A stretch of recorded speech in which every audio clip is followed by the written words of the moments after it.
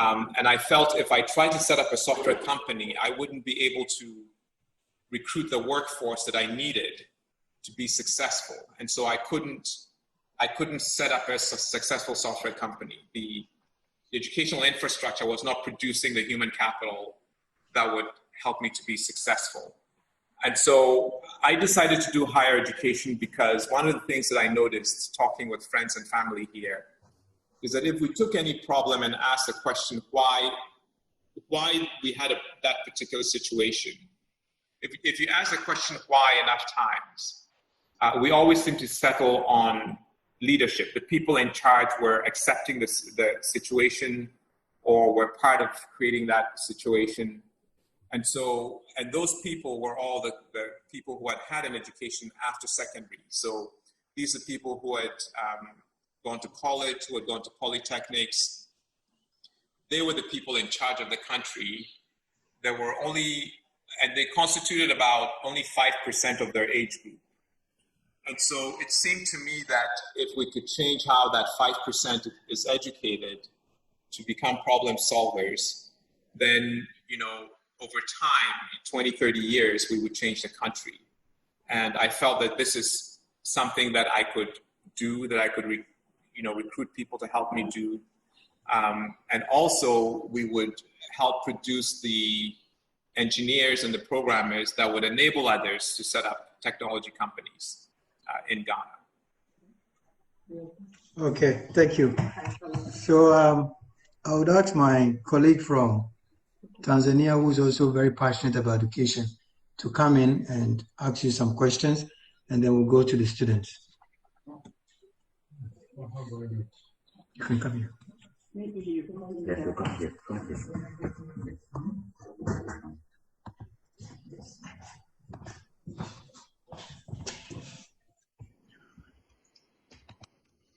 Well, thank you, Edward, and thank you, Patrick, for the introduction of what you've done for Ghana. Congratulations. Thank you. Well, my question really is going to focus about education system. I mean, what is your opinion in terms of what Africa needs to do? Embracing technical education versus higher learning education, tertiary education. We've seen, we can give example to Tanzania. We've had many technical colleges that were transformed into universities. And most of our people are thinking that being a university graduate would add value, but actually coming to China, I'm seeing in a lot of people who are working in the industry, most of them are technical level education. They've never been to universities, but they've been to vocational colleges, and they're doing wonders in terms of production. Yeah, and again, related to that, we have experience back in Tanzania as we are inviting investors from abroad, China included. One of the requirements is for any new investor is allowed to come in with 5 technical staff, and we've discovered that whenever Chinese are coming, they would bring technical staff without paper qualifications, university degrees, and so on, and that usually creates a problem between our authorities and the investor. The investor would say, really, it doesn't matter that this guy doesn't have a university qualification, but has the skills that are required for the kind of job that is expected to do. Now, this is the challenge in Tanzania, and I believe in most countries in Africa. So, from your experience, you've worked for Microsoft, but also you've gone back home. You've seen industries operating, and where should be our focus in terms of developing human resource that will enable our transformation? that will enable us to industrialize and leapfrog from where we are to where we want to go? Well, the situation you describe in Tanzania is the same that is happening in Ghana. And I think that there are two drivers for that phenomenon, that we've changed the technical schools, the polytechnics, into universities. One is that the labor market here did not seem to value people coming out of polytechnics the way that labor markets elsewhere do. So for example, if you've had a polytechnic education and you're working as a technician at Boeing, building aircraft, you're quite a very highly paid person. But in Ghana, people coming out of polytechnics were sometimes starting with very low salaries. So that was, so there was a sense that they were being treated like second-class citizens, if you will. And the second driver was that the United Kingdom, which Ghana follows quite closely, changed its polytechnics into universities. And when the UK made that move, we started to see that conversation also in Ghana. I personally suspect that the United Kingdom has regretted that decision that they made, because in any economy, you do need a lot of people who are technicians. If you're going to industrialize, you need a lot of people who are technicians, and you need a fewer number of people who are designers, if you will, if you're thinking, say, in engineering. And so what I hope will happen in Ghana is that the technical universities, which is what they're called now, will remain committed to hands-on training, that they don't sort of shift into a mode of just theoretical training, because we do need people who are hands-on in order to drive the economy forward. Mm. So when you look at giving me your background and your story, my question was, why didn't you invest in technical universities so that it can help many young Ghanaians, can prepare many young Ghanaians to be able to work in the industry, in ICT and software? I think that's a fair question. And if I was starting a new, tertiary institution in Ghana today, yeah, I would seriously consider doing a technical institution, partly because the government, the public polytechnics have all switched. Now, remember, when I was thinking about doing this, there were 3 main public universities. There was a 4th one that had just started in the north. So there were really 4 universities in Ghana, but there were a lot more polytechnics. I didn't see polytechnics as a thing that we didn't have enough of. And so I was trying to solve it. I was trying to solve a different problem. Okay. Okay, all right, thank you very much. So Gloria, you can come in with the questions from the students. Then we'll come back again for more questions from the ambassadors and later from Professor Boateng. Okay, thank you very much, Echi. Before Honorable Gloria comes in, we have also in our midst a professor from Nottingham University, Limbo Campus, Professor Nana Kwabekofo. And we have the president of Global Union of Ghana Scholars, that is Mr. Lord McMensa, also in our midst. Thank you very much. Thank you, Honorable Vice President.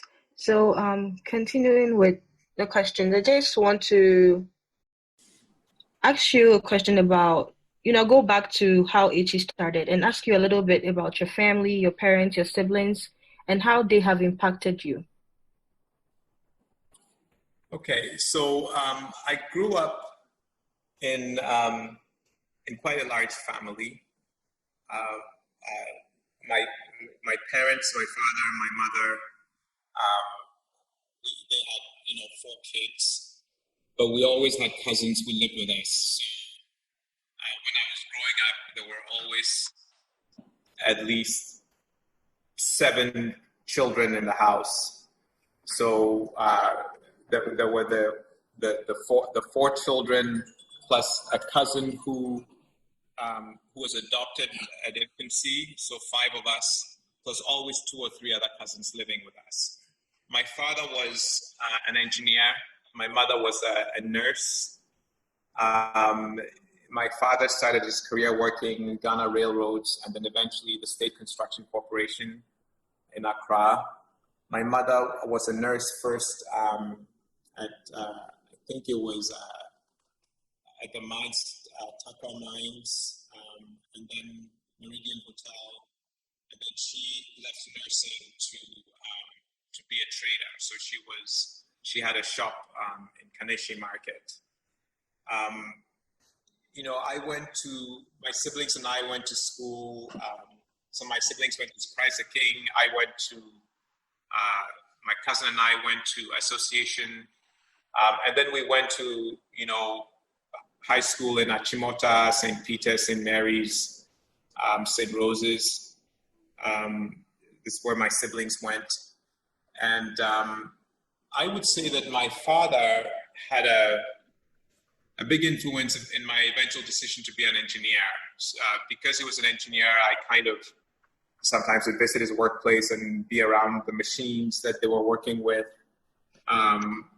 get the catalogs of the machines that he was working with. One of my closest friends his father was a pilot at Ghana Airways, so I was very interested in aviation because of that. And for a while, I entertained the idea of trying to become an astronaut.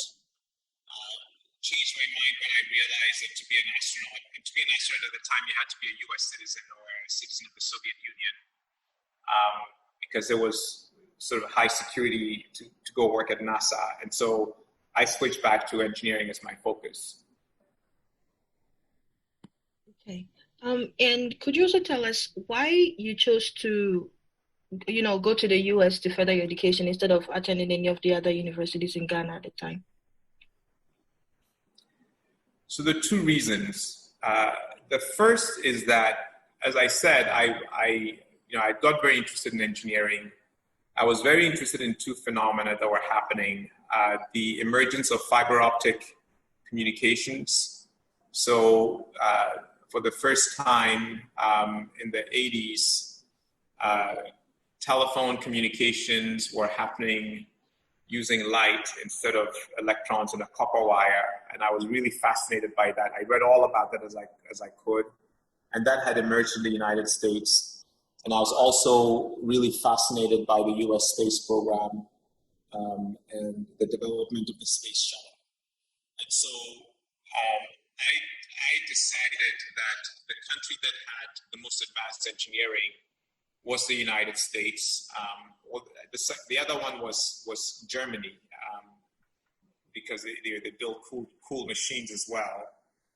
But I didn't know German, and I spoke English, so that's why I wanted to go to the United States.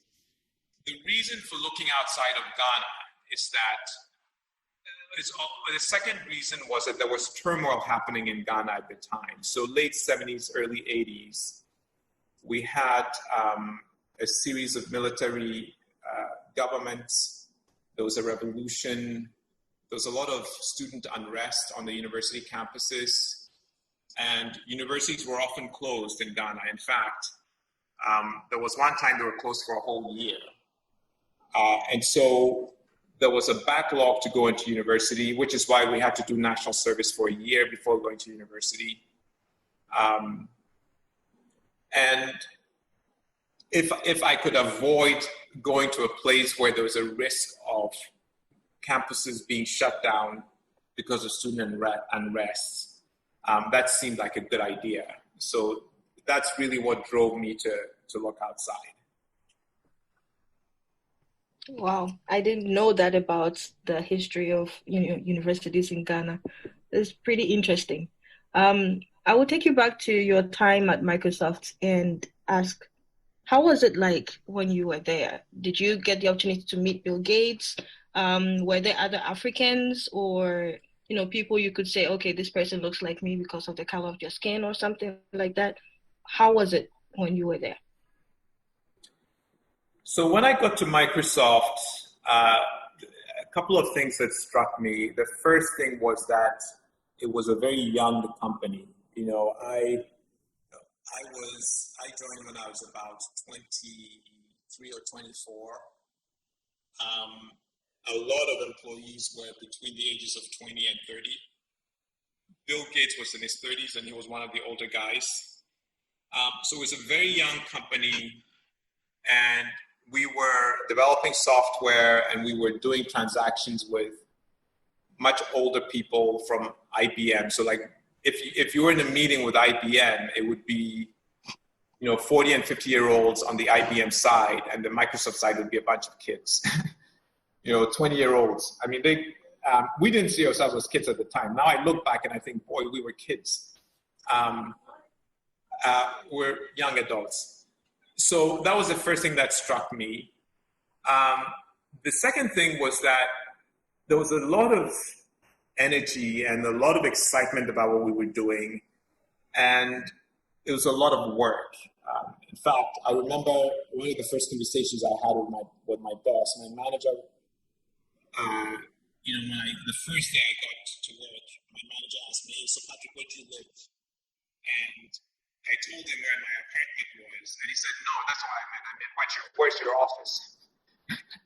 And so I told him where my office was, and actually I lived in my office. I mean, I got up in the morning, I took a shower, went to work, I had breakfast at work, worked, lunch, work, dinner, work, go home, crash, fall asleep, wake up the next morning, repeat. This was our life, as we spent most of our waking hours at the office.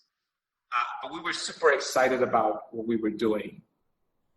I met Bill Gates once when I first joined, and he asked me what I was working on, and at the time I was working on a very technical specification that helped Windows systems sort of interface with hardware. And I was working in the business systems division, and most people in that division didn't understand what I was working on. And I remember telling Bill about it and not expecting him to know or understand what I was working on, because it was so sort of, as we call it, deep in the guts of the plumbing of the operating system. And he knew exactly what I was working on, and he started to ask me all these questions. I was really surprised that the CEO knew so much about something that many people, even in my division, didn't understand. So he was very impressive that way, and he just kind of made it his business to know everything, and he seemed to have this photographic memory. He never forgot things. So that was what it was like at Microsoft. There were not a lot of Africans, not a lot of Black people. So there's a very small group of Blacks at the time. We all knew each other, and we made it a point to hang out with each other and talk from time to time. Great. So how did your time there prepare you for the future?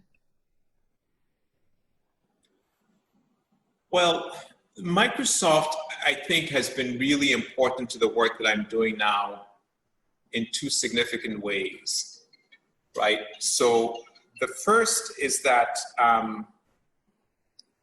the network that I built at Microsoft has been really invaluable to the work that I'm doing at Ashesi. Many of our major donors to Ashesi are Microsoft employees or former Microsoft employees.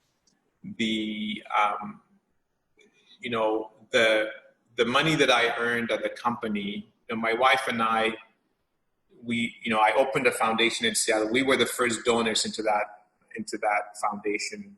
And we went to our colleagues and asked them if they would donate as well. And so financially, it was great that I was at Microsoft when I was. The second thing that it's done to help is, Microsoft is a knowledge company in the sense that, the value of the company is all about intellectual capital. It's all about human capital. The value of Microsoft is not in its buildings or the computers that it runs. It is in the minds of people. And that's the same in a university. The value of a university is in the knowledge of the people who work there. So having the experience of working in a knowledge industry has been very useful to me.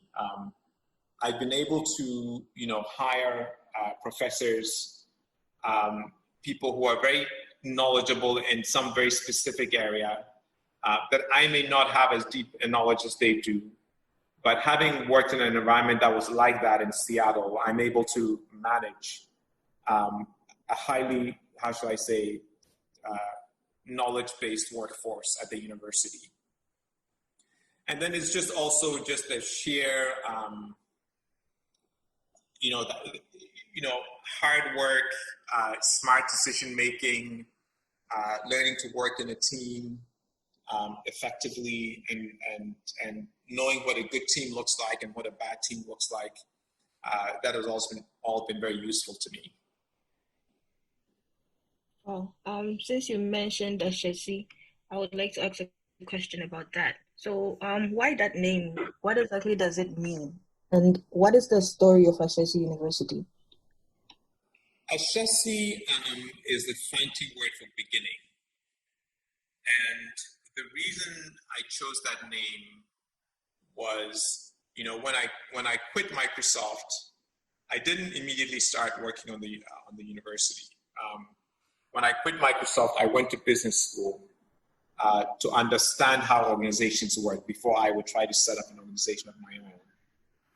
And while I was at business school, the dot-com revolution was happening, and people at Microsoft had asked me if I would come back. People at companies in Silicon Valley had tried to recruit me, and it was somewhat tempting. I was also sometimes waking up and wondering, have I made the right decision leaving this industry? And I was scared. And then one day I stumbled upon the words of Goethe, a German playwright, that said, whatever you can do or dream you can, begin it. Boldness has genius, power, and magic in it. Begin it now. And so I typed up those words and I put them on my mirror so that every morning when I brushed my teeth and shaved, I would read those words. And I also put them as a background in my computer screen. So I was always reading these words, and there came a time when I decided I'm really going to do this. I'm not.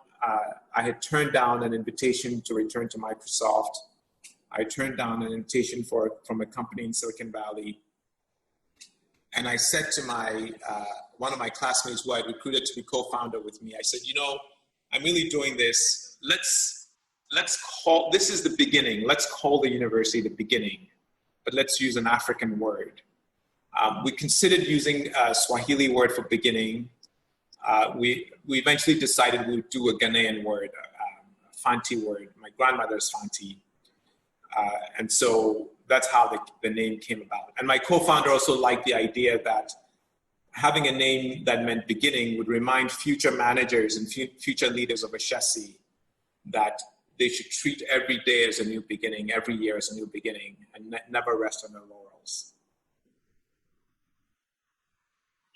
At this point, I would invite Honorable Ebenezer to come in with some more questions from his side. Thank you very much, Gloria. And once again, good evening, China, and good afternoon, Ghana, to Dr. Awuah. We would like to know more about Ashesi. At the initial stage, how did you begin knowing and having the conception, choosing the name? Want to know from grassroots, your first place of starting the whole university. Where did you begin from? Okay. So the first thing I did, as I mentioned earlier to Gloria, is that I set up a foundation in the United States, donated some of my own money to it, asked others to donate to it. And we started to raise the funding necessary to start the university. We had done a feasibility study and a business plan for the university when I was in business school. And so once we had raised $1 million or so, we started to execute the business plan for the university. And execution of the plan was, building the team, developing curriculum. So I recruited 25 professors in the US to help me with curriculum design. We gave them feedback from the feasibility study we had done in Ghana, feedback from corporate Ghana, feedback from students and parents, and sort of said, look, use this as a guide for designing the curriculum because we want it to be relevant to Ghana. And then we went through the process of finding space. We rented, a small building in Accra as our first space. And we just sort of did it one step at a time. So I think by the time we started operations, we had raised $2 million. And our goal was to raise $15 million to execute the full plan of developing a campus and growing to about 400 students. So that's really how we started. We started quite small. The first couple of years were very, very difficult. We almost ran out of cash in our second year. I would say that our first 2 years, we never had more than 2 months worth of cash at hand. So I was constantly raising money, and fundraising was very difficult for a couple of reasons. One was the dot-com bubble had burst, but also in 2001, 9/11 happened in September 2001, which was a major distraction to everybody, and sort of a shock to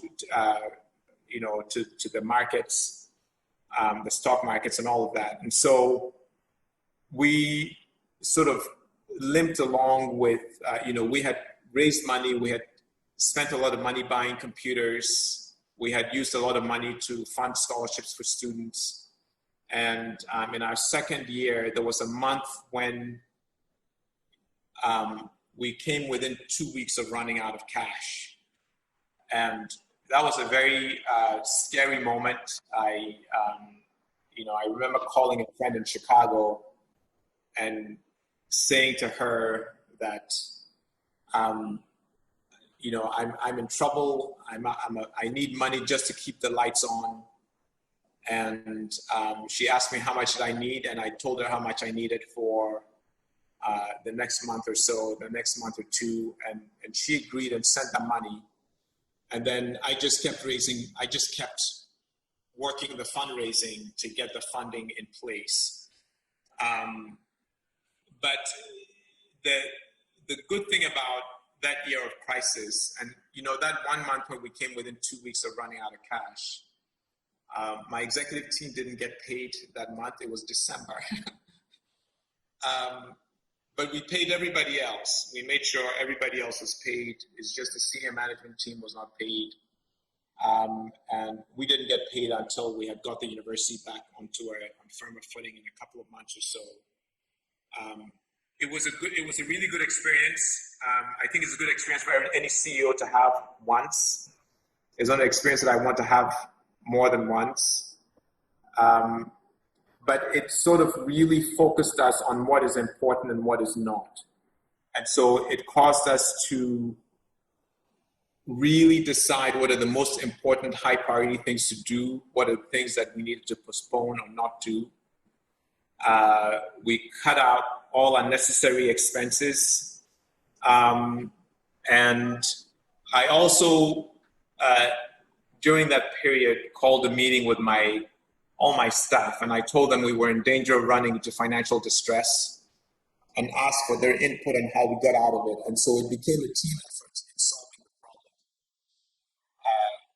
So that's what it was like getting started. That's, and that third year, I changed my fundraising strategy.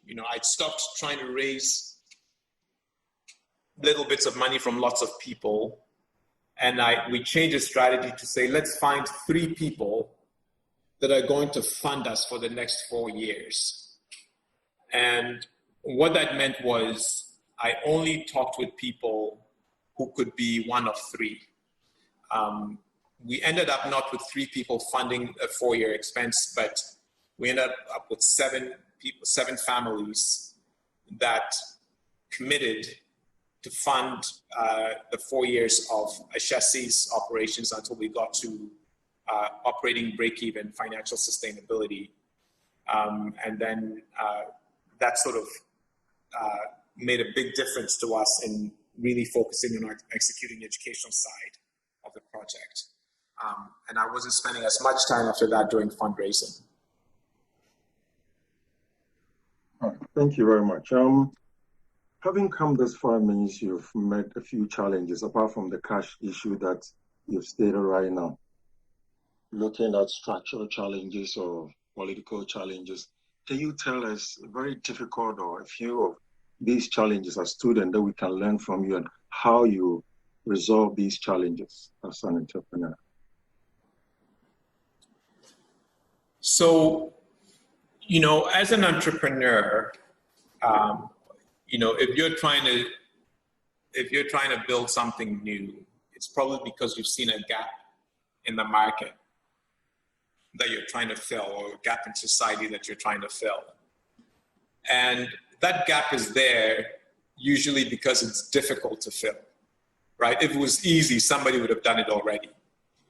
And so when you're starting, you're already starting with a challenge of a gap that you're trying to fill. You're trying to change it, you're questioning the status quo, or you're trying to change the status quo. And there are going to be people who think that the status quo is just fine and who may even feel threatened by what you're doing and who are going to react. In our case, there were people, Ashesi's academic model, the curriculum was very different than what the status quo was in Ghana. And somehow we needed to convince the accreditation board to allow us to implement this new curriculum. And the accreditation board is really driven by professors from universities that had a very different structure. And so convincing them was not easy. But the way that we got about it is to be patient, to be persistent in why we wanted to do what we wanted to do, to show them evidence from other countries, and eventually to get them to agree and sort of tell them that, look, if you let us do this and it doesn't work, we will change. So giving them some comfort that we're not just being reckless and letting them agree for us to do this. Some other challenges, I sort of talked about my difficulty when I was initially trying to think of starting a software company, that, the issues with the human capital that I might hire. Well, starting a university faces the same challenges, right? So it's not as if you're starting a computer science program, there are lots of people who have been trained with master's and PhD programs in computer science in Ghana. There hadn't been. In fact, none of the universities had master's graduate programs, postgraduate programs in computer science. And so we had to be hiring people from outside, people who had gone and done their postgraduate outside Ghana, somehow convince them to come home. And they're going to have questions around, well, if I come back, will I still be able to do the same level of work that I was doing in the UK or the US? And you sort of had to navigate all of that. They might have questions around economically, how will their lives be when they return home? So you have to sort of address that. So there are lots of challenges like that that we had to overcome. Oh, thank you. I'm merging two questions now. It is said that graduates from Ashesi University get employment easily in Ghana, and even those who have not graduated sometimes.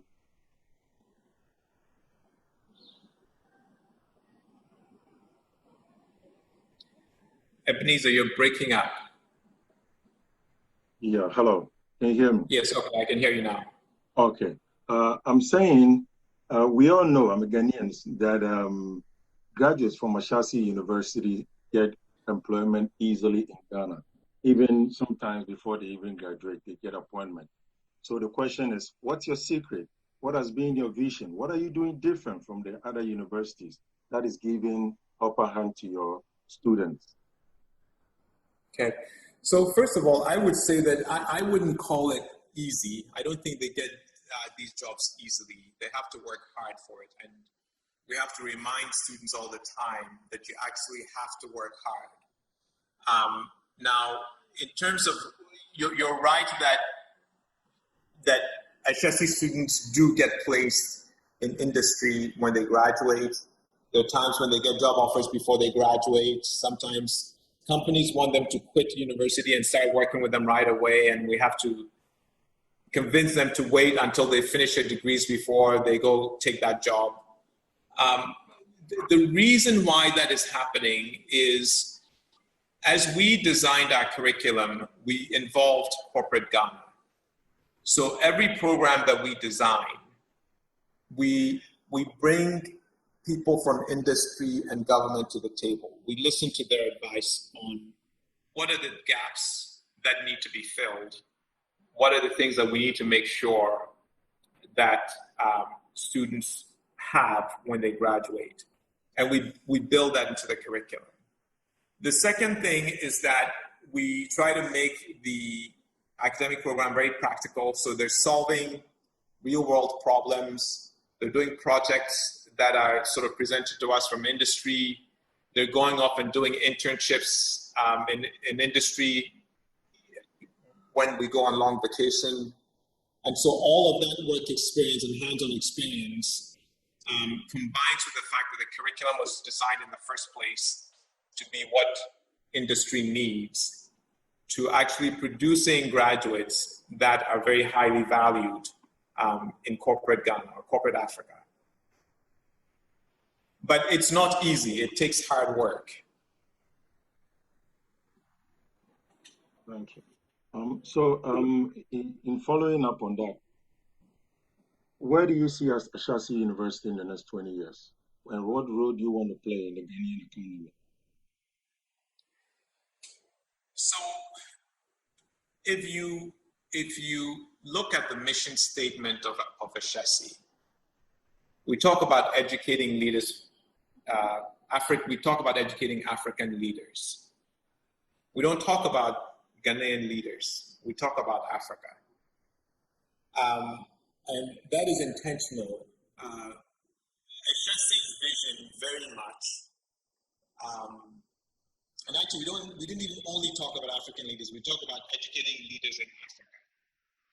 So what we would like to see happen, in the next 20 years, I would want Ashesi to be very clearly recognized as a great African university, where there are students, faculty from all over the continent, administrators from all over the continent working at Ashesi, and a great African university that is so good that some kid in New York or San Francisco is trying to decide what their first choice school is, and Ashesi is on that list.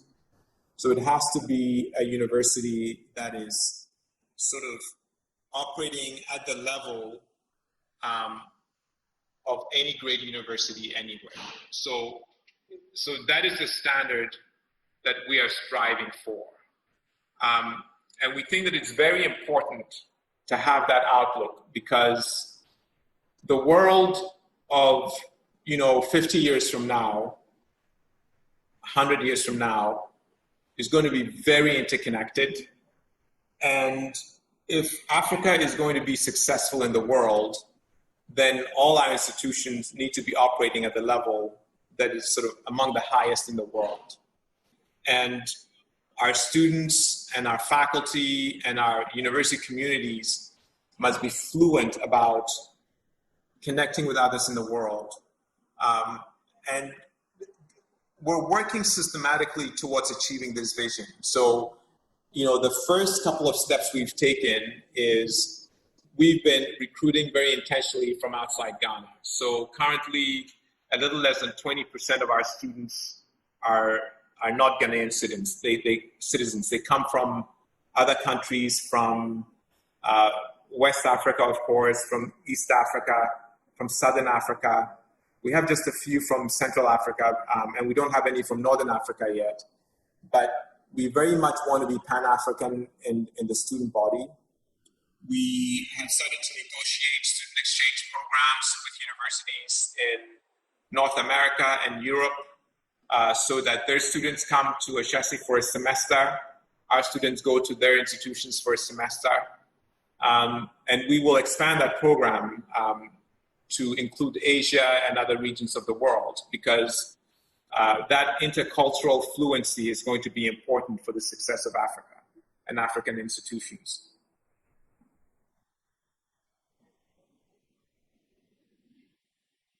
Thank you very much.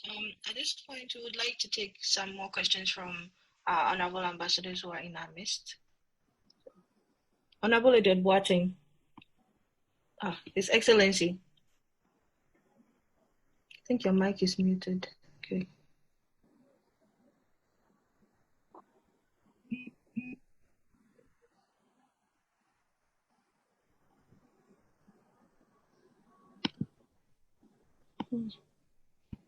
Okay. All right. Thank you very much, Patrick. We're muted. My colleague from Benin would like to ask you a few questions. But before Ambassador Simon comes in, you are talking about building a great African university, but all your exchange programs are with North American and UK institutions, as you just said. Why not other African universities? We are talking with other African universities, and so yes, we're talking with a couple of African universities, especially in Francophone, to see if we can get student exchanges for them. And we've also started a project we call the Education Collaborative that's been running for about 3 years now. And what we do is once a year, we bring faculty and administrators, senior administrators from universities across the continent together. We've been hosting them at Ashesi. In the future, moving forward, we see this as something that's going to be hosted in other universities as well. And we've raised funding actually to support this. So we will be looking for partners in East Africa, partners in Southern Africa, that will become the hosts for these collaborative workshops at their institutions. So we're very, very keen on building strong interconnectivity between African universities. So we are privileged today to have 3 senior African ambassadors with us. What would be your message to them? Because I would have wished that you started your exchange program with African universities and not North American or European, because it's still perpetuating the stereotype. So what would be your message to them so we can fast track this part of the discussion and help you? Well, I think, I mean, it's not just a message to the ambassadors. I think it's a message to all of us, really, as Africans, that we should pay a little more attention to each other. And you know, the reality, and this is very unfortunate, Ambassador Boateng. It's very unfortunate that I have to say this, but the reality is, it is easier in some cases to find a university in America that wants to have an exchange partnership with Ashesi than to find a university even in Ghana that wants to have a partnership with Ashesi. And I think we need to sort of change our mindset to value what we have and what we can offer to each other. I'm very hopeful that the Education Collaborative is going to start to change that, because the faculty and administrators who have come to Ashesi for those workshops have really loved it. 95% of them want to continue with it, and that collaborative is growing. And so, to me, that is really the pathway. I think the faculty and the administrators of the various institutions need to get comfortable with each other and want to work with each other. And then we can start the student exchanges. Thank you very much. So Ambassador Simon will come in. After that, we'll take 2 questions from Her Excellency Isabella. Dr. Patrick, congratulations. I'm really impressed by what you are doing. And congratulations, I'm really impressed. I have one comment and one question. My comment is, I really appreciate the vision of the university to make it African university, because we need to break some barriers. We need to break the barriers that our colonialism raised for us, and we need to break that. And then that is what we are showing here. We have ambassadors from Ghana and Tanzania, who are English-speaking countries. From Benin is French-speaking countries, and Sao Tome, who is Portuguese. Then we are bringing that barriers here. My question now is, what is the impact of your university on the public universities in Ghana? Because you mentioned the status quo that was existing before you started. What is the relationship between your university and the public universities? And what is the impact that you are seeing so far? Well, one of the things that I think has changed in Ghana because of the work that Ashesi is doing is that the public universities are now talking a lot more about focusing on critical thinking as one of the key goals, right? So before Ashesi came along, a lot of the education was just rote memorization.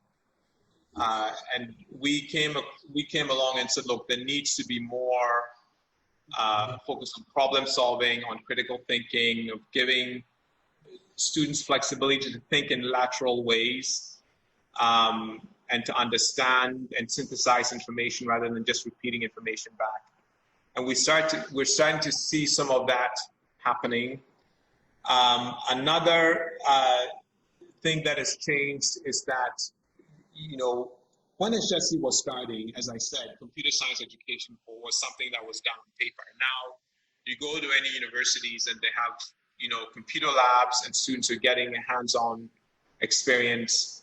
And the third thing change that happened was that the salaries of at public universities have changed quite significantly since Ashesi started, and we had a role to play with that. We don't overstay that role. But when we were starting, a professor at a public university was earning about $100 a month, and you know, this is quite a low salary. And when the salaries are that low, you're going to have a brain drain. I mean, it's just you're literally asking for people to leave. And I remember when we were starting, we started with salaries that were $1,000 a month. And one of the vice chancellors of one of the public universities told me, Patrick, you're making a mistake because this is too high, and you're hiring the same caliber of people that we do anyway. And I said to him, no, actually, you're making the mistake because your salaries are too low, and it's going to destroy the profession in Ghana. So about 3 years after we started, the salaries at the public universities had matched us. And it was just in 3 years. And one of the things that was happening is as the professors are sort of negotiating with, the government, talking with the Labor Commission, they check whether the salaries of the private universities, they check whether the salaries are in Ashesi. And that sort of resets what they think is a reasonable salary to be negotiating with the professors at the public universities. And as this has happened, we now see more people who are interested in becoming lecturers and professors. We see more students who are interested in pursuing PhDs and getting into the profession. I should say that the salaries now are even higher than $2,000 a month. And I think that the private university system and Ashesi had a role to play in that. And we've sort of helped stabilize a profession that was in a lot of trouble because people were leaving the continent to seek better paid positions elsewhere.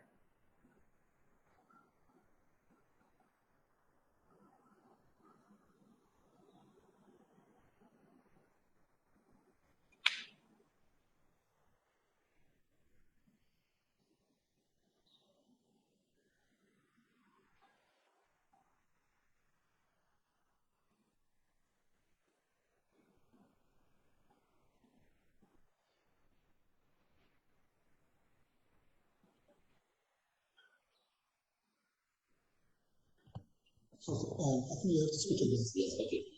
Thank you, sir. We're all muted too. Patrick, you can speak.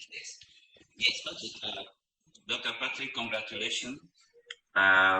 We are available. We'll be in contact with Ambassador Boateng. If you need anything from us here, we are available to push to make your vision go globally around the continent and be more successful. Thank you. Thank you very much. You're welcome. We'll take the next question from Her Excellency Isabella, and then Professor Boateng.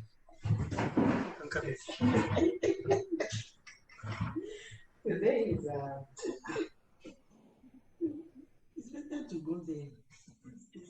Hello everyone, can you hear me? Can you hear her, please? You come here.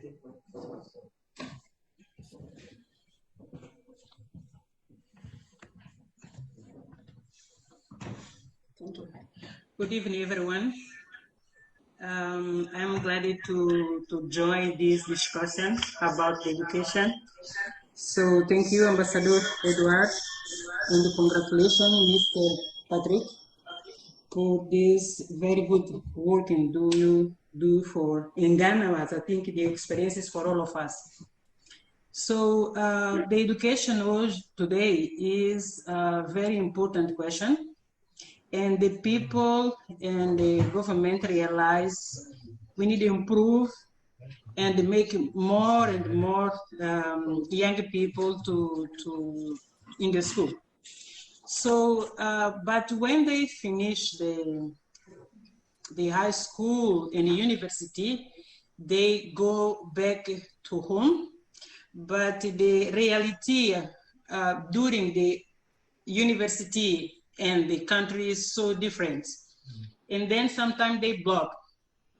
So in your view, in your experience, how they can make the management of this situation, what they study and the reality they find is the first question. The second question is, when we listen about the leadership, I think a lot of people think in political leadership. But we have a lot leadership, and then how our system in Africa can help the young people to develop the leadership by themselves, and don't wait for the government and the public service to build something by themselves, but they can join about this intervention, this necessity. Necessity. Yeah. Thank you. Okay. Isabella is also a teacher. I mean, that's how she started her career.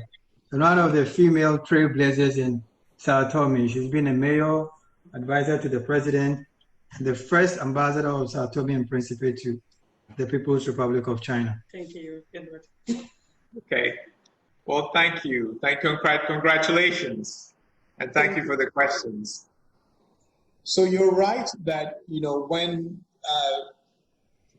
you study overseas or study in another economy or another cultural setting, and then come back home, you often will encounter a very different context than what you were studying in, and it sometimes is very difficult to navigate, you know, how things work at home versus how it was when you were studying overseas.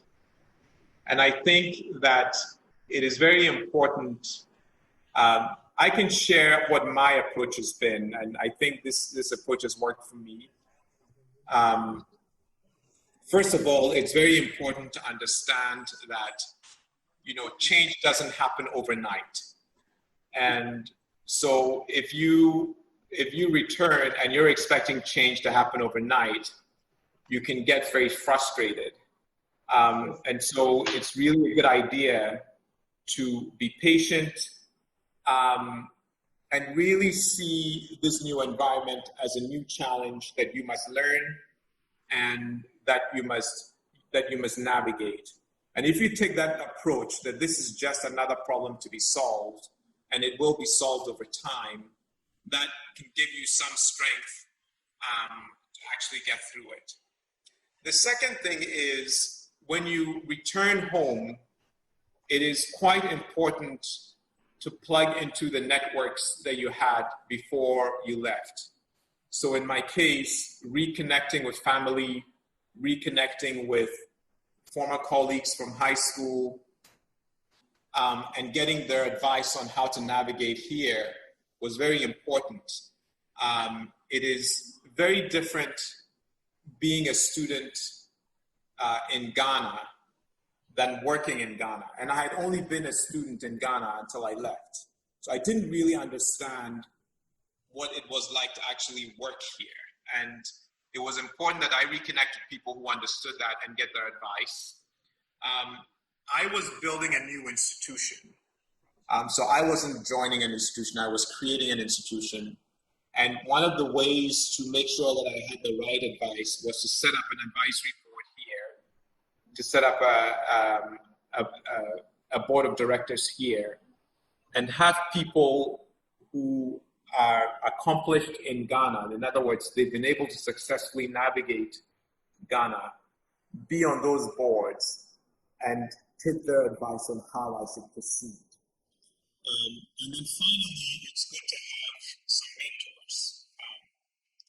You know, when I returned, I was, I think, in my mid-30s, relatively young, and I got some mentors, not just one person, but a couple of people that I would seek advice from in different aspects. And so this is another recommendation that I would make.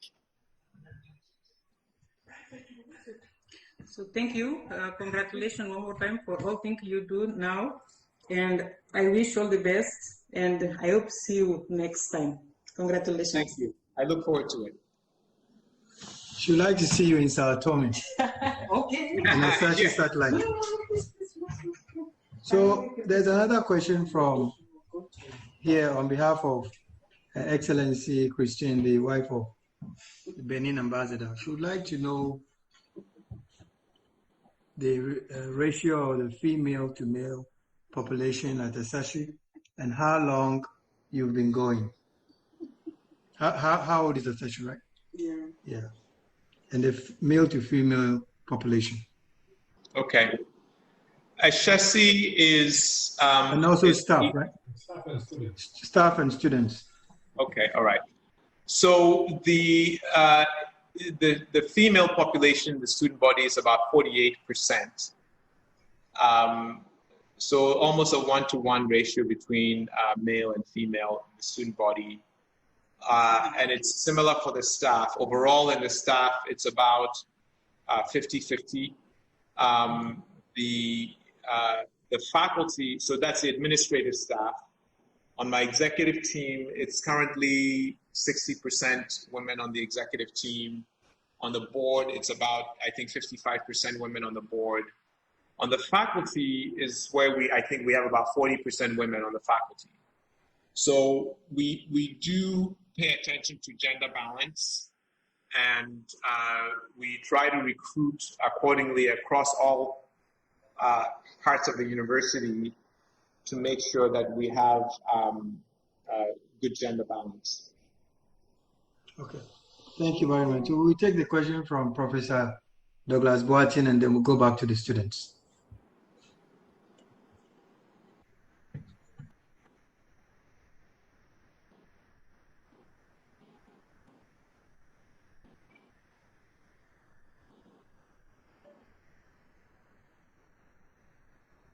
So maybe he's muted.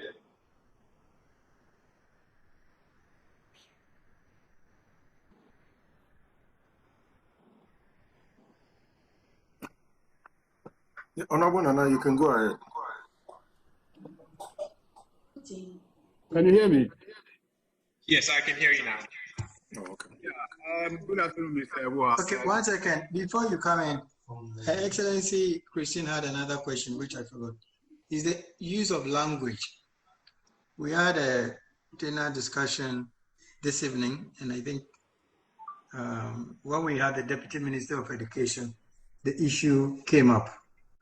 Does the use of English and French and Portuguese, does it limit our creativity? Yeah. Is that a question? Yeah. Yeah. Patrick, that's the question. And our ability to innovate, because English, Chinese, South Korea, Japan, they all think and innovate in their own language. We have to use another language. Is that a problem? Your view on languages? Well, my view is that you can innovate in any language. And so I don't see that as a barrier to innovation.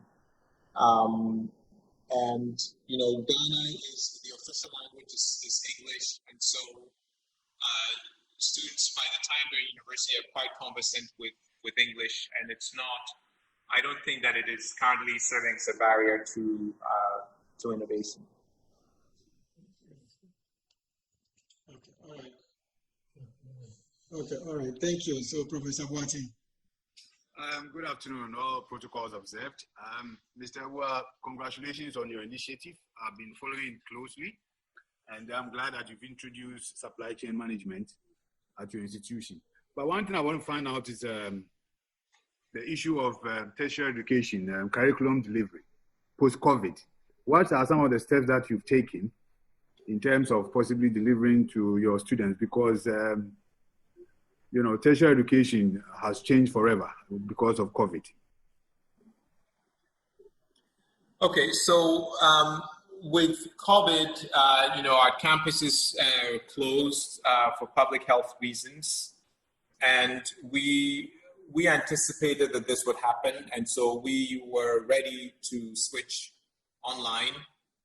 And what we're doing with online education, we have a learning management system that we'd already been using on campus, so faculty can post course material, videos, and so on for students to access whenever they want. We've been using Zoom more on the business side of the university for meetings and conferences and so on. And so we switched to Zoom for online classes. And then for some of the science-based courses, they're using virtual labs to do the laboratory work using simulations and computers. So we've pretty much switched to virtual while the COVID pandemic is underway. Now, we will always continue to use technology even when COVID is over and we're back to campus. These systems will still be in use. The things that we had to do for our context is that, there are really three groups of students that we consider as we think about online learning. So there's a group that has access to internet at home. They can afford data, the data rates, they have laptops and so on. There's a group that live in areas that have access to data, but they may not have sufficient funding themselves to pay for data in significant amounts. They may not even have laptops. And there's a group that live in areas where they don't have access to 4G networks or above. So they're in a remote village or someplace like this where they just can't even get access at all.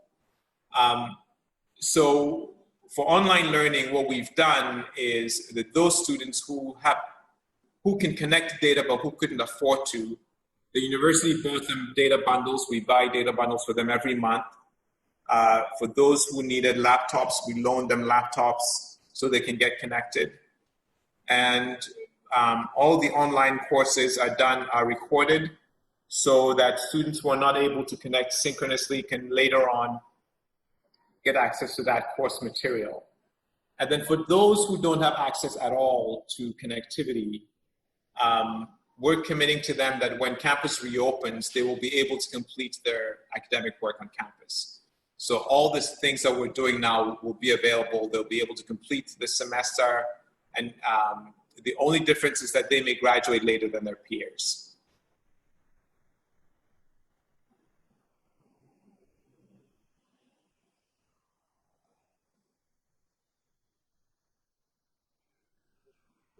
All right, thank you very much. Thank you.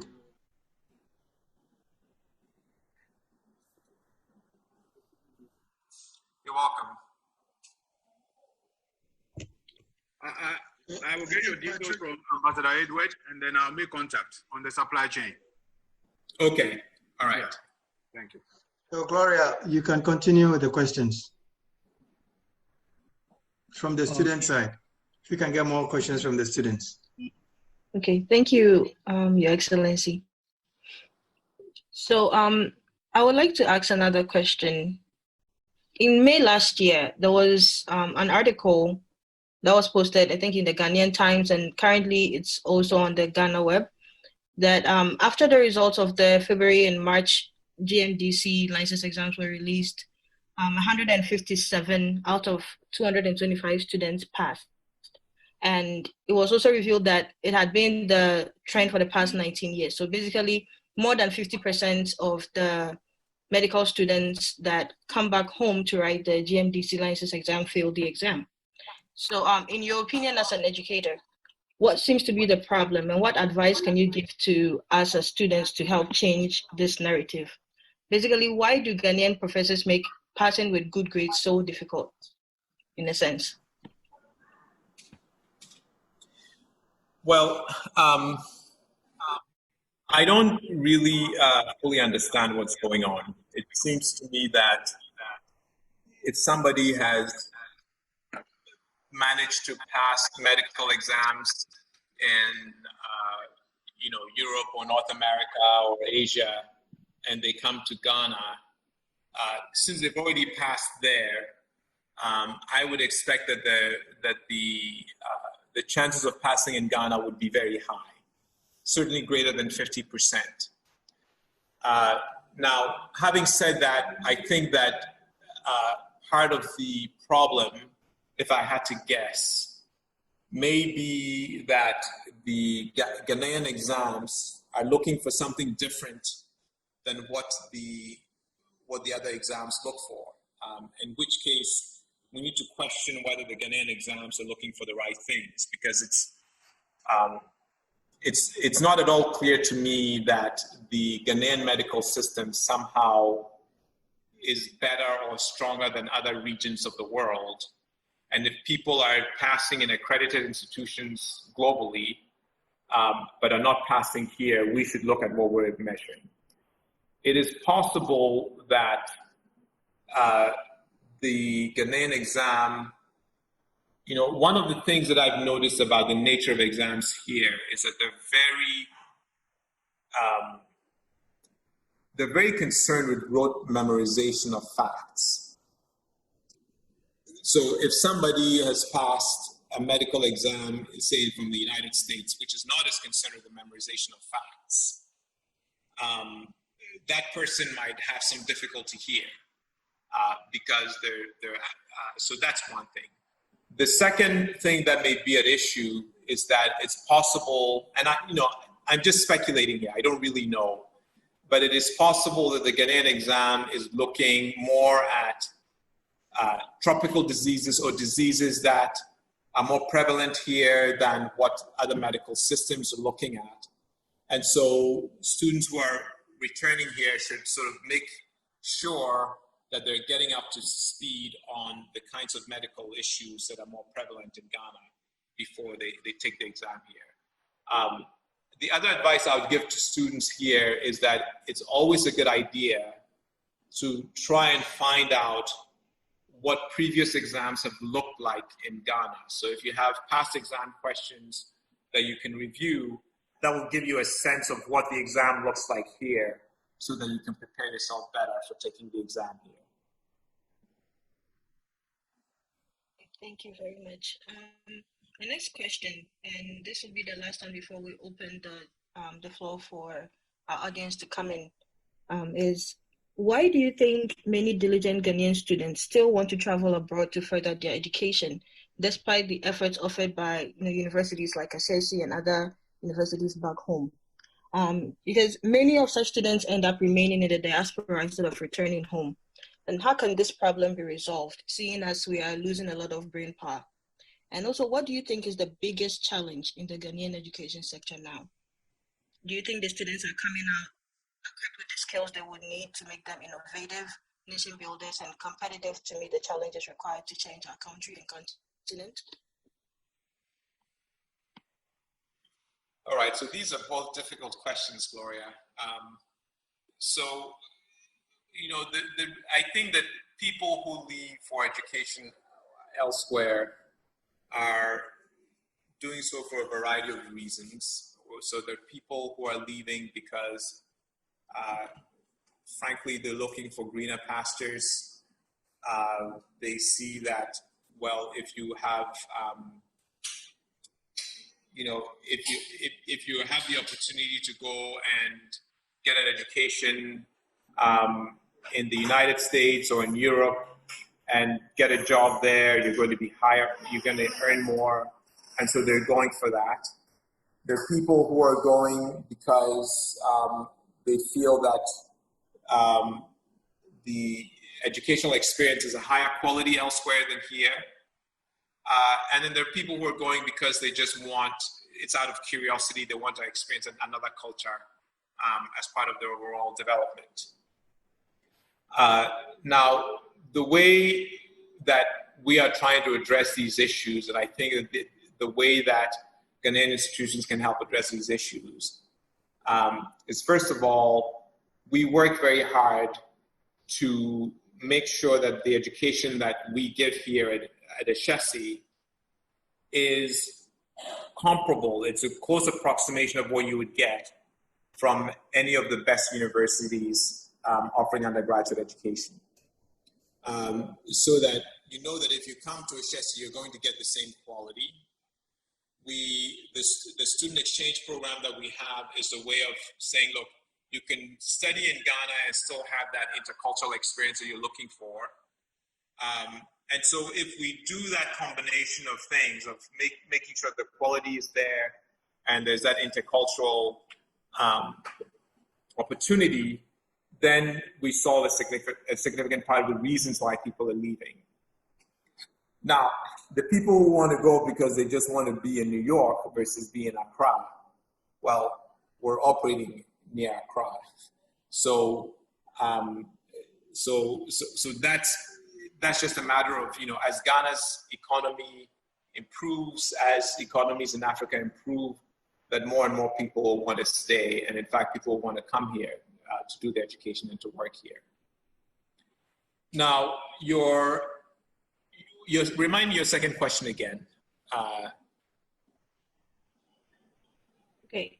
The second question was what you think the biggest challenge in Ghana's education sector is now, and whether you think students are being equipped with the skills they need to make them innovative nation builders and competitive to meet the challenges required to change our country and continent.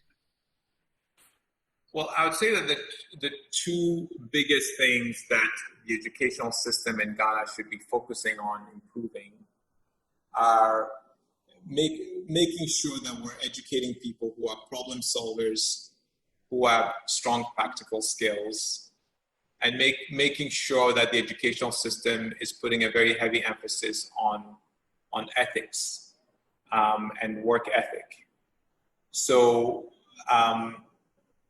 maybe I'll explain a little bit what I mean by that.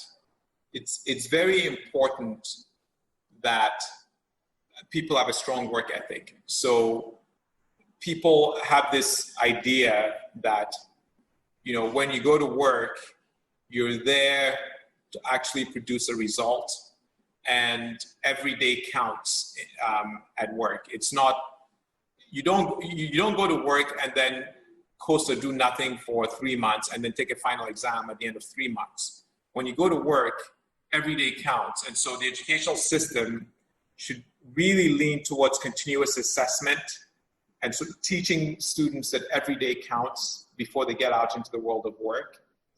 And it is also very important that people have this ethical bearing deep inside of them, because they're going to be put in positions of responsibility.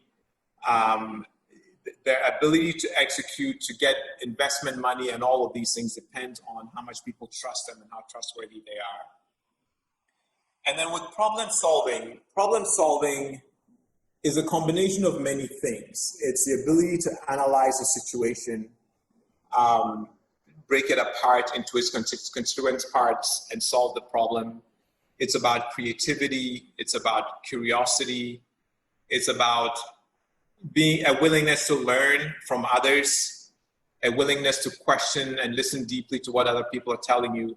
There's lots of things that go into the ability to be a problem solver. And so we need to really add all of those to what we measure, what we teach and measure in the educational system. Oh, thank you so much. I'd like to call Honorable Nikwe to mitigate the questions from the audience. All right. Thank you very much, Honorable Gloria. We would like everyone to please write your real name and probably your chapter against your name so we can recognize you and call you. And then please raise your hand also so we can call you for a question. So, and please make your question very snappy because we're against time now. So let's quickly go with Musa from Wuhan. Very brief, please.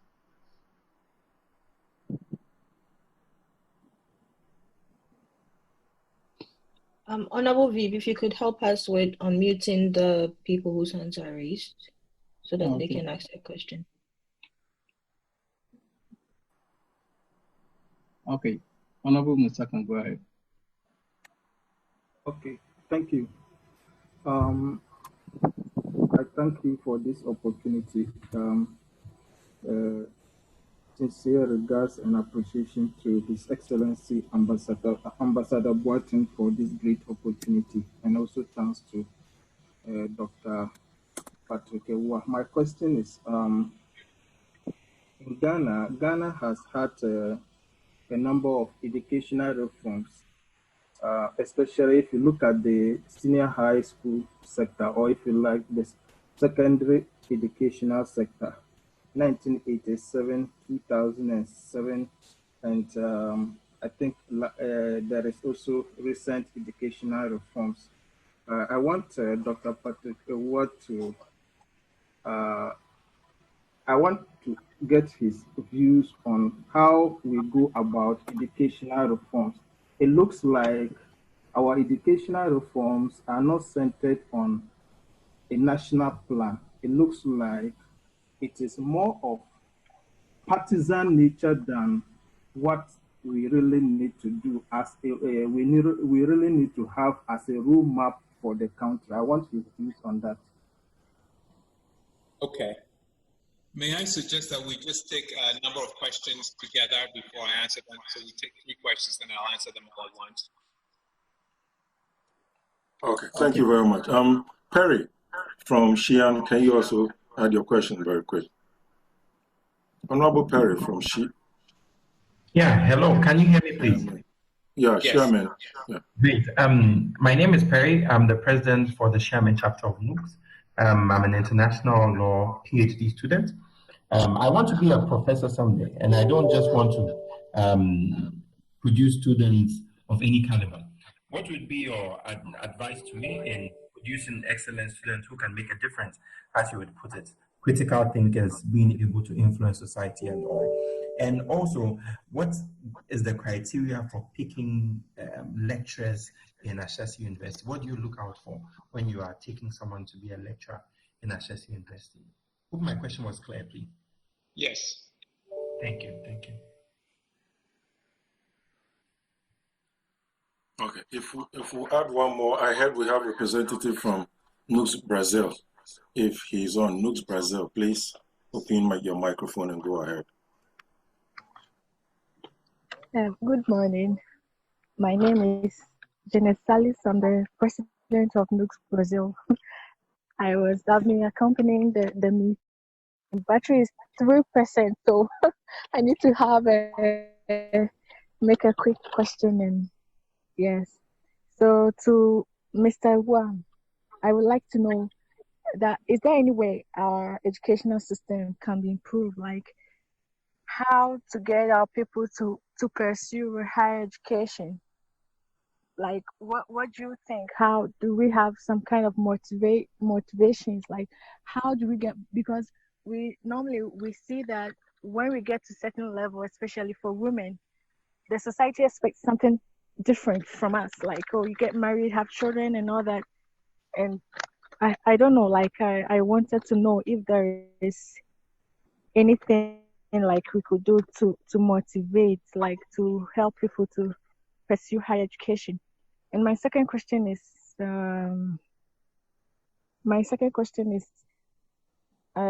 how would you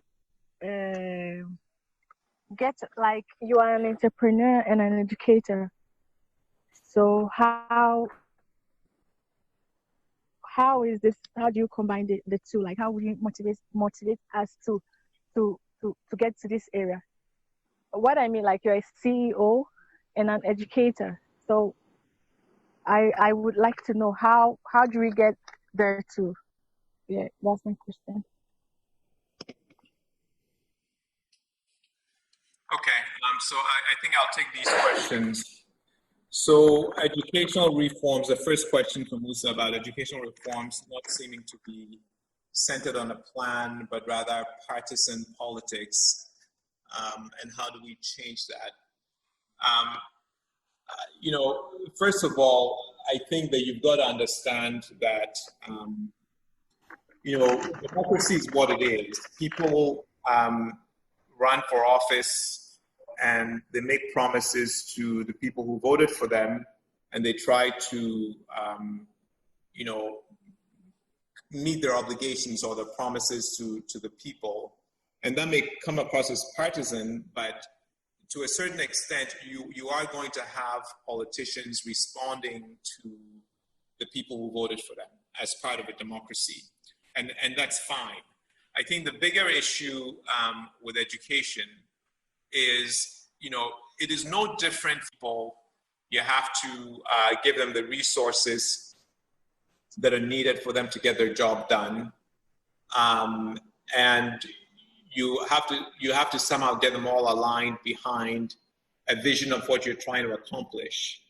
And that is the challenge for the leadership of the country, is a challenge for the leadership of the educational, of the Ministry of Education and the Ghana Education Service.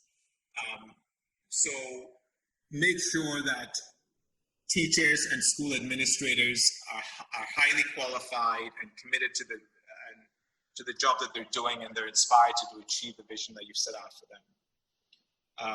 And I think to a certain degree, that's the most important thing. Now, Perry asked about what it takes to be a good professor who prepares students who are excellent. I think that, and specifically wanted to know, how does Ashesi make the choice about who we hire to be a professor? When we're making hiring decisions for the faculty, we really look at what their teaching philosophy is. We look at what their research and scholarly interests are.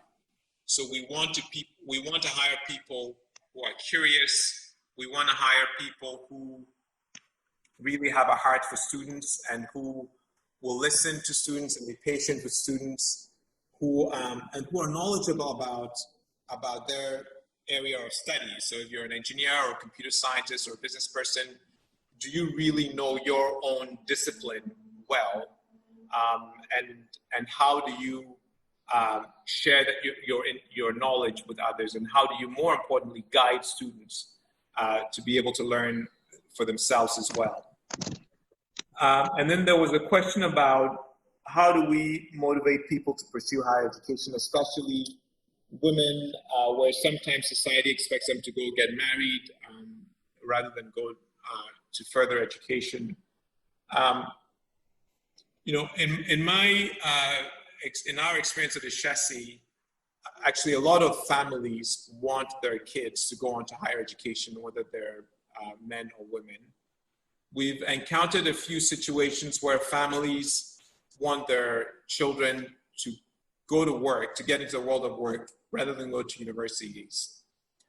And this tends to happen in families that are economically disadvantaged. They want both their sons and their daughters after high school to start earning income right away. And for those families, I think that our scholarship program has been very important for convincing them to let their children want to go to college. I should say that in those situations that we've encountered, the students themselves very much wanted to go to college. And so that was half the battle. But providing some financial support for students who come from very economically disadvantaged families is very important. In some cases, we even give stipends to some of these students, and we know that these students are sending some of their stipends home to their families. And it's an investment that we have to convince them to make for 4 years. And then after 4 years, those families that have allowed their students to come then see a very high return once their children have a bachelor's degree and get a high-paying job. And the final question was about educational entrepreneurship. So you're an educator, but you want to start your own organization. I can only share what I did. For me, I went to business school. I went to learn how a business functions. I wanted to learn about finance, accounting, marketing, public policy. When you're running an organization, human resources and organizational behavior, these are all very important. And so to the extent that you can learn about how to run an enterprise, that is very important. It is also very important to have a co-founder. Don't try to do it alone. So get other people who are working with you. Okay, so I'll stop there so we can take a few more questions. Thank you very much. I am hoping Your Excellency doesn't come in to say time is up, because you're a very resourceful person. I will want to have a few extra minutes of time to ask a few questions, because there is this basic and fundamental question that the top is now, okay, tertiary levels. We have people like you who are making structures in place to have it better. But our basic level, the SHS is now being taken into the political terrain. Today it's 4 years. The next moment is 3 years. We don't know the syllabus and other things. Is it not time that in this era where we have people like you who can structure a tertiary system that is working and is known worldwide, to come together, all the tertiary institutions come together, and then we take this basic level, come up with a structure that is favorable for all, because at the end of the day, all these basic level students end up at the university at your place. So you take it out of politics, make it an independent body that supervises the educational level right from the primary, secondary school, come up with a syllabus that is adequate, that is recognized worldwide, because of the political interference. Some countries are weighing the option of taking SHS students. So can you come up with something for us, an independent body handling the basic level, secondary level, right up to the universities?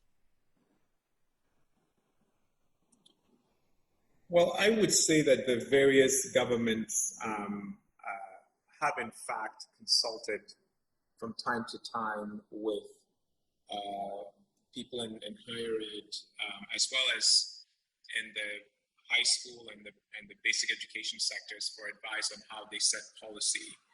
So, but the thing is, there's many different viewpoints of what to do across the board. And so, you know, I just want to assure you that it's not as if politicians just sit down and make decisions by themselves. They are, in fact, seeking advice. From what I have observed, they are, in fact, seeking advice from a lot of people in setting a policy. You know, hopefully all of this is going to end up in a better outcome for our students. I think that I tend to be optimistic that in the long run, we're going to get it right. And that people like me and others in leadership in higher ed, leadership in the primary educational system and the high school educational system should continue to offer advice, and that in the long run, things will be okay. Okay, we are picking questions from the floor. We'll allow Honorable Nana, NUGS Vice President, to come up with a question, and then Honorable Michael, you follow up with your question. So Honorable Nana. Okay, thank you very much. Thank you very much, Dr. Patrick. I would like to go back to what you said earlier concerning the startup. We have a lot of entrepreneurs among us, and you started at the age of 37. It means it's not too late for some of us. Yeah. So in the process whereby you had financial issues and you intended to change the policy on fundraising, and at that point in time, 7 people came out to support. I want to know, most of the entrepreneurs, when we get to that point, we break down and we can't move on again. So I want to know what was really on the table, what motivated those people to come on board to support at that point in time. That's my first question. And my second question is that what motivated you to choose that venue, Accra, as the center? What was the motive? What was the idea? Because most importantly, entrepreneurs, when we are coming on board, we think about finances, we think about location.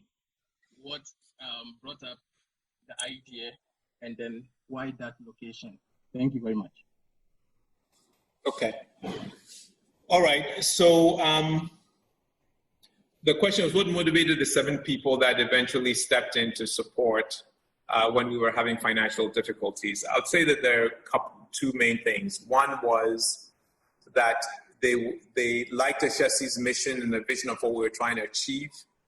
We had been running for a couple of years, so they could begin to see whether we were actually doing a good job or not, and they were happy with the progress that we were making on the academic side. And then the third one was these were all people who trusted me personally. These are people who knew me, that worked with me, or they were close friends with people who had worked with me at Microsoft. And so it was just that trust and goodwill that I had built at the company that was a factor in that support. Why did we choose Accra as the location for Ashesi? It's very simple. You know, as I said, we did a feasibility study. We went around the country to ask, to survey students, parents, corporate Ghana. And one of the questions we asked was, where should we establish this new university? And 95% of respondents said it needed to be in or near Accra. And that included people that we surveyed, say, in Kumasi or Cape Coast and other places. Everyone said, look, Accra is where you need to base it. And so we followed that advice. Thank you very much. Okay, for the sake of time, I think we have to allow other members to come in. We'll call Honorable Michael. Honorable Michael, if you can come in, and then Honorable Derek Kujo, get ready to follow up. Okay. Hello, everyone. Can you hear me? Yes. Please go ahead. Okay. Thank you very much, NUGS-CHINA. Thank you, Honorable Edward, and thank you, Dr. Awuah, for your presentation. Please, concerning the education, there was this article that I think it surfaces on Ghana Web about a proposed university bill, which it's like giving the sole mandate to the government to appoint like the VCs, pro VCs of a university. And from your point of view, I don't you think if the government comes in to do or to take a sole ownership of appointing members of the university in a high-ranking position, is it not going to jeopardize everything that a university stands for? Simply because why am I asking this? Because of a similar situation that happened at University of Education before.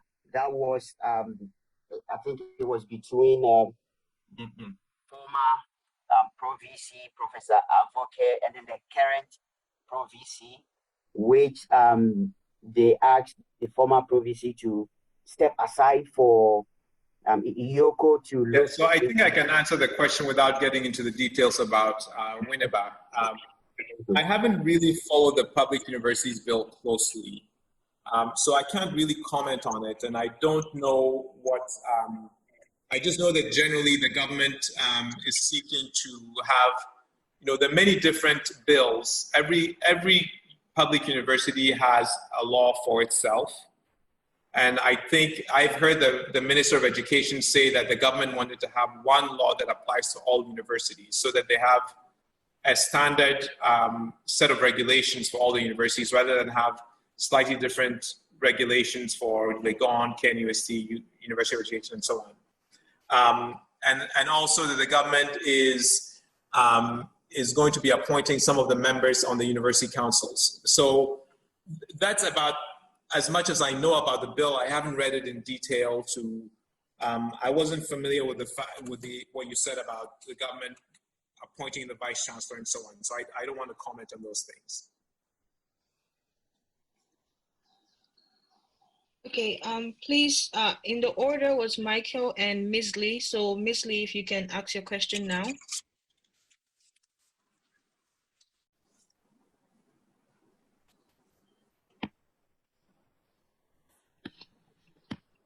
Ms. Lee? Okay, and before she comes, honorable members, because of time, we cannot be taking a lot of questions. So those people who have raised their hands already, let's keep them. If possible, we can allow all of them. Then we can go by that. So let's keep their number just like that. Thank you. Hello. Yes. Thank you very much, Mr. Awuah. Please, my question is, sorry, my name is Lady. I'll start for studying educational economics and management, PhD. Here in China, they have Project 211, where they have selected 100 universities to build it to the 21st century level. And out of the 100, they have also selected 39 to build it higher. I want to know if you can help our government to have something like that in Ghana, where we can upgrade our university to the world level. Thank you. Okay, so I do think that it's a good idea for any country to have very strong universities and sort of have an understanding that not all universities are going to be equally strong. So if you go to the UK, there's Cambridge and Oxford and others. The US, you'll have Harvard and Stanford and others. And certainly that's going to happen here. My sense that is in Ghana that a lot of resources go to University of Ghana and KNUST and UCC.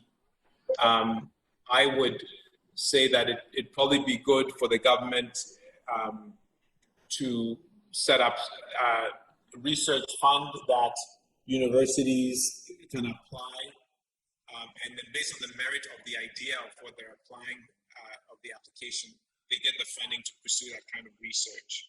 And that's one way of having a sort of a meritocratic approach to making sure that the best ideas get funded to move forward. Okay, I would like to come in here. This is Ambassador. Thank you very much. Unfortunately, 2 hours is up and we have to end. For those of you who have not been able to ask your questions, please send your questions to the NUGS Secretariat and we will pass it on to Dr. Patrick Awuah for him to answer. On behalf of my colleague ambassadors and students, I would like to thank Dr. Awuah very much for this very insightful and invaluable information sharing session. Before we sign off, I would like to have your final remarks, Patrick, and your advice to the students here in China. I believe that presently we have one of the highest number of Ghanaian students overseas in China. We have about 6,750 students studying here, out of which 2/3 of them are master's and PhD students in different disciplines. So your final advice and also your view of what the world is going to be like post-COVID and what students should be doing, because they should be the next Patrick Awuahs. So your final words. Right. Also, finally, before you finish, my colleague ambassador from Tanzania would like to invite you. He's been very impressed with you, and he says it's been time worth spending with you this evening. So he would like to invite you. So I'll pass your number on to him and he'll be giving you a call. Okay, thank you very much. I really appreciate the time that you've all spent with me. I'm very impressed by the turnout, and I'm very impressed with the number of Ghanaian students in China. So my advice to students studying in China is, well, the obvious one is take your studies very seriously, but also spend some time really understanding the culture of China, understanding what the interests of China are, and building your network in China, so that when you return to Ghana, that network that you've built in China will be important, actually will be an important contribution that you make to Ghana by bringing that network with you to Ghana. And that's what I've done. The network that I built in the United States, I made sure to bring them along with me when I was returning home to not only assist with my project, but also to find ways that are sort of mutually beneficial to the two societies. And so when you return, you will be at the forefront of being able to help Ghana make the right deals and the right win-win transactions with China, you'll be in a position to bring your network. So if you're, for example, coming back to be a professor, being able to continue to do joint research with your colleagues from China, all of those things are things that you can offer to this country that people who have not come to China cannot offer to this country. People who've gone to other parts of the world will offer that. People who've stayed in Ghana also offer what they know about Ghana and how to operate here. But this is the unique thing that you have, that understanding of China, the networks that you build in China, the knowledge that you gain in China and bringing back to Ghana. And I also want to encourage you, whatever you're doing, your long-term goals should be to bring it, to come back to Ghana and to help with development here. Because in the end, what we really need to do is we need to make sure that Africa rises up to be an equal partner of all nations in the world. And that really is where I would like to end. Okay, thank you very much